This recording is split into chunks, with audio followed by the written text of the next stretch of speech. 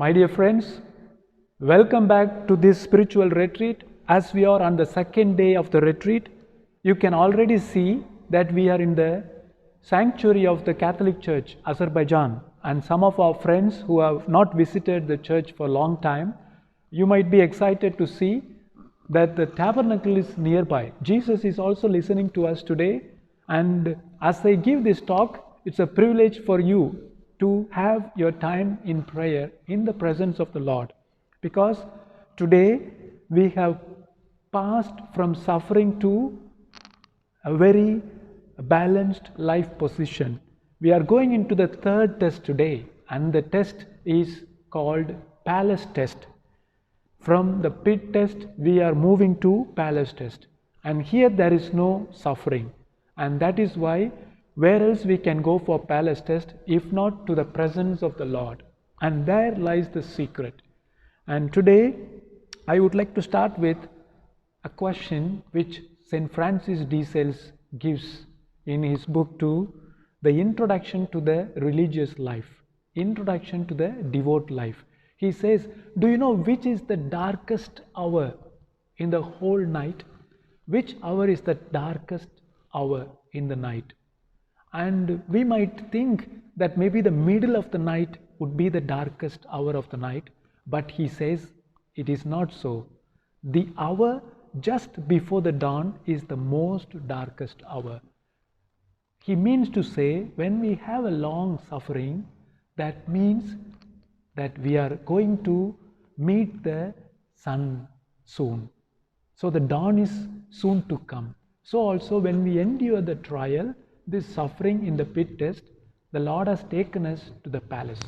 And if you feel in your life at this time, life is so boring, life is so normal, and that means you are in this test. Everything will be normal, nothing so much like suffering and nothing so exciting. And this is a test to test your stewardship. This is a test to test your service.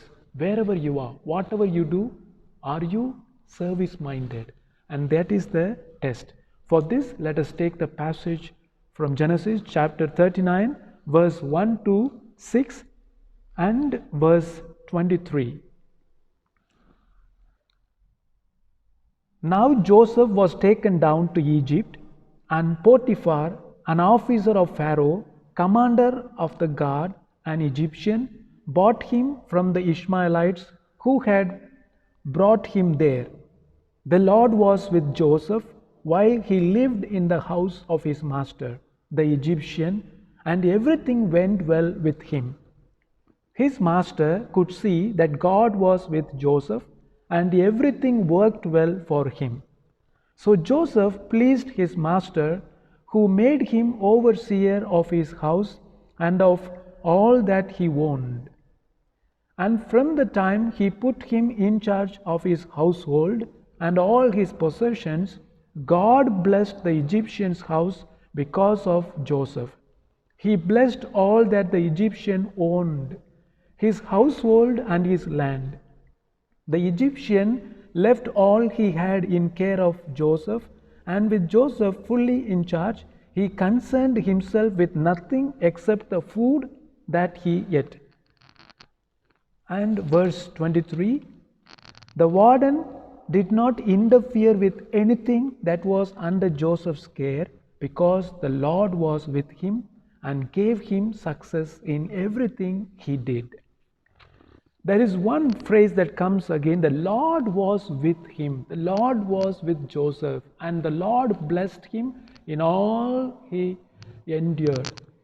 My dear friends, today in this palace test, I am going to reveal to you 4 keys to prosperity. And the first key to prosperity is the presence of the Lord. And in Genesis chapter 26 verse 12 we read, Isaac sowed crops on this land, and that same year he harvested 100-fold. The Lord blessed him. And we see the presence of the Lord was the reason why he was blessed in all he took up. And the question to us, do we have the presence of the Lord? My dear friends, I am deliberately here for this test to show the Lord is present in the Eucharist. The Lord is present in the tabernacle. He is living, and Jesus has revealed so many times, I am waiting here like a prisoner. And that means He is present here. And Saint Teresa of Child Jesus said, the Lord whom we worship face to face in beatific vision, the same Lord you worship in the Eucharist, she revealed in her mystical vision. And today, what have we done to keep the presence of the Lord?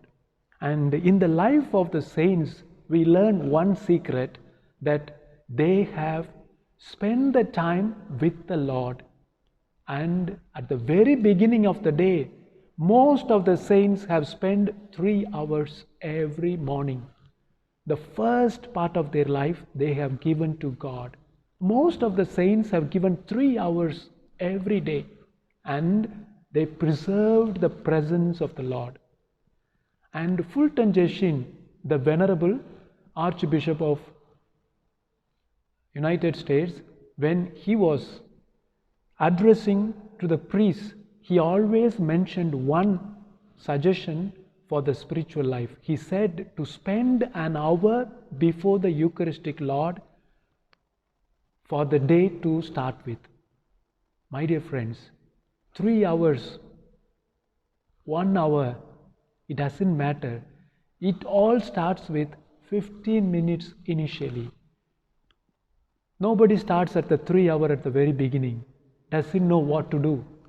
But then, if you are a new beginner, start with 15 minutes.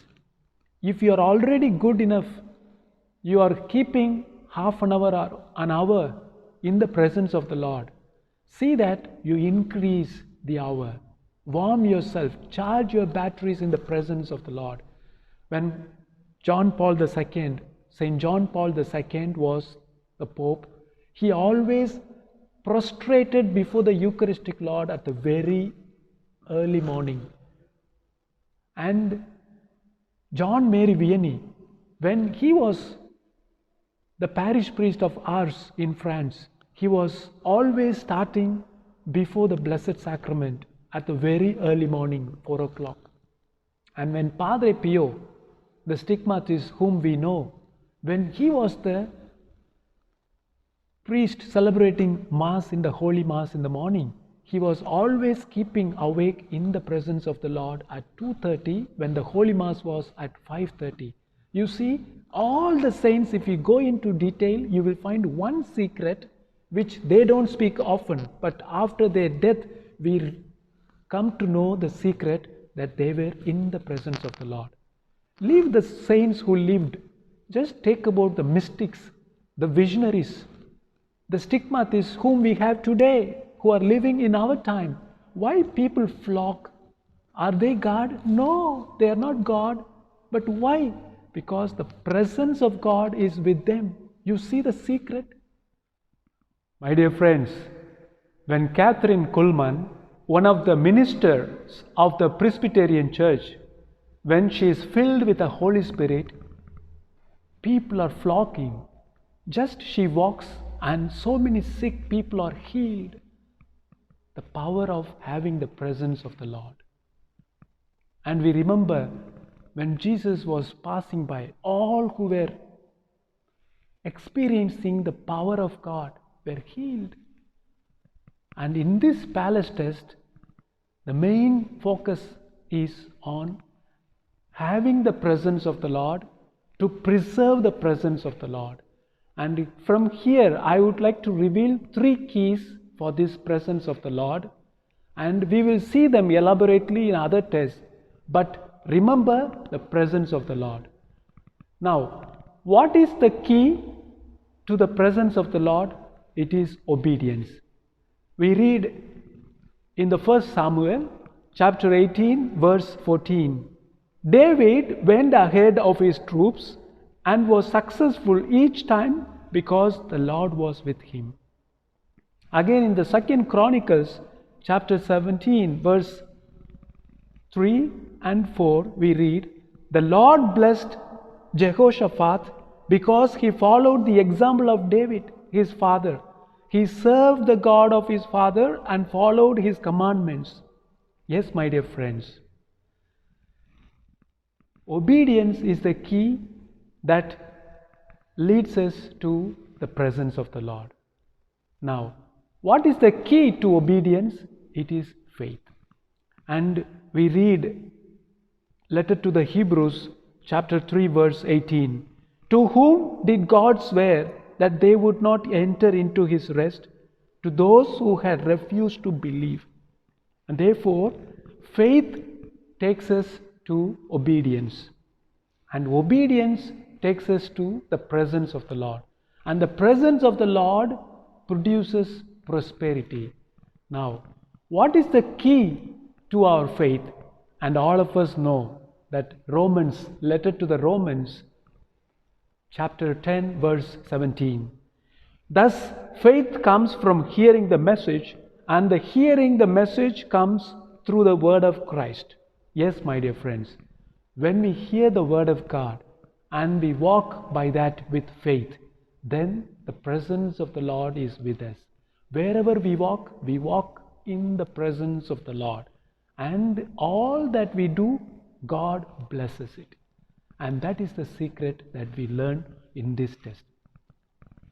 Whether we are born Catholics or we are living our Christian life, the question to each of us, how far we are able to practice our Christian living. That is, how do we follow the commandments? How do we take the word of God into our lives? And there lies the secret to preserve the presence of the Lord. My dear friends, you will feel sleepy. You will feel boredom in this test. Do you know why? Because we are in the palace test. Everything will be so normal. But don't go into comfort zone, because we are still in the test. And if we know this secret to keep the presence of the Lord, then you would be victorious in all that you do. As the Lord was present in Joseph, he would be present in you and me. And therefore, let us ask the Lord to be present in us all through our life. In every walk of life, let us ask the presence of the Lord.